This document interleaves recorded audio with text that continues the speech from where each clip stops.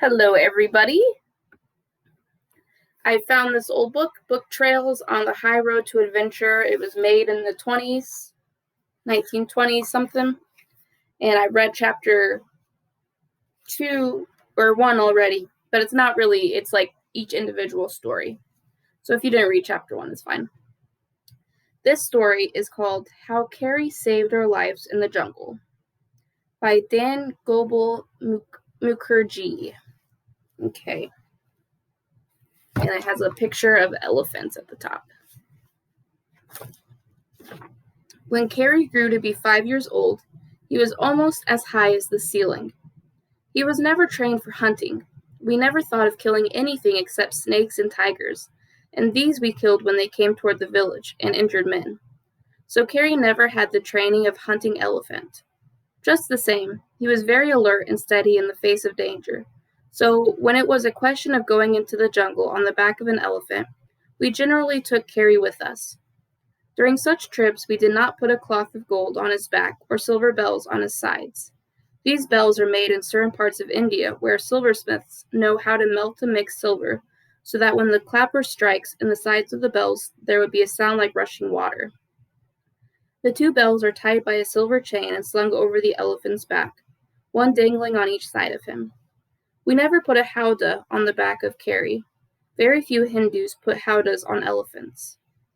Do you know what a howdah is? It is a box with high sides, inside of which there are chairs for travelers. The howdahs are generally for people who are not accustomed to elephants. They need the high sides so that when the elephant walks, they will not fall from his back. They stay in their seats, leaning on the edge of the box and see very little, especially children, who are not tall enough to see over the sides. That is why Indian children prefer riding bareback on an elephant than taking a howdah. One evening when my brother and I went out, we put a mattress on Kari's back and tied it very tightly with cords so that it would not slip. For it is not pleasant to slip and fall under an elephant's belly and be stepped on. But Kari was trained so that he would not have stepped on us even if we had slipped under him. So Kari is the elephant. We tightened the cords to the mattress, however, and lay down for the night. Though we had bells, we lifted them up and silenced the clappers, so that in walking through the jungle road they would not ring and frighten the animals. For the forest is a dwelling place of silence, and silence being the voice of God, no man dares to disturb it. We lay on the back of Kari and looked up at the stars. In India, the stars are so close that you can almost pluck them with your hands, and the velvet blue of the sky is like a river of stillness running between banks of silver. As we lay there, unable to go to sleep right away, we heard jungle sounds. The heavy tread of the elephant was like clouds brushing the crests of the forest. Once in a while, you could see a tiger come out of the jungle, cross the road, and disappear in the distance. But Kari was so brave, he never condescended to notice the comings and goings of tigers. Once we heard the bark of a fox very near us, and then he came out of the jungle. Kari stopped, and the fox passed across the road. Then we moved on again. In the moonlight, which made the road before us look like a river of silver, we saw squirrels leaping from branch to branch. You know, perhaps the elephant can sleep as they walk. Presently, Kari's walk slackened into a slow pace, and we felt quite sure that he was dozing. Then we remembered nothing, for we too fell asleep. I cannot tell how much time passed before we were startled out of our sleep by a terrible roar, a ghastly trumpeting of the elephant, and a terrible lunge of his body. We had to hold on to his back very tightly to avoid being thrown off. In a few seconds, both of us had turned over and were lying on our faces, holding on to the cords that held the mattress to Kari's back, while he broke into a run.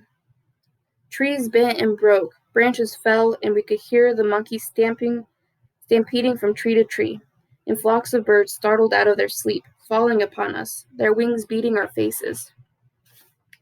We shouted to Kari to be calm, but he went on as if he were mad. We heard boars snorting and running away, and strange-looking horned creatures leaping and bounding off in all directions. Then a tree in front of us fell, and the jungle throbbed for a moment. It seemed as though a shiver ran through Kari's body, and he stopped stock still.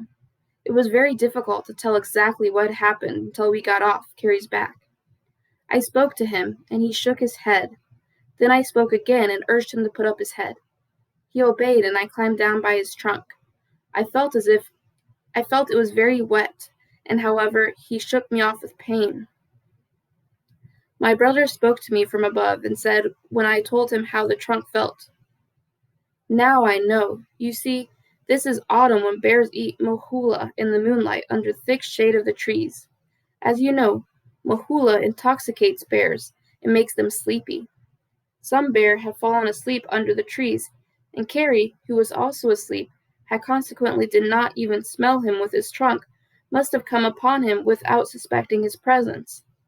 Although all bears are brought up to respect elephants, this one, no doubt, was so sleepy that he did not know who was upon him, and so I am sure he must have sprung up in a surprise and scratched Kari's trunk. If Kari had been wide awake, he would have killed the bear, but being sleepy, the shock and the surprise of the attack and the pain in his trunk frightened him so that he ran out into the jungle, mad with terror." Oh, and here's a picture. I put my hand on the trunk again. Yes, it was bleeding. I could see in the moonlight that it was not perspiration, because my hand was dark red. I spoke to Kari again. This time he did not shake his head so furiously.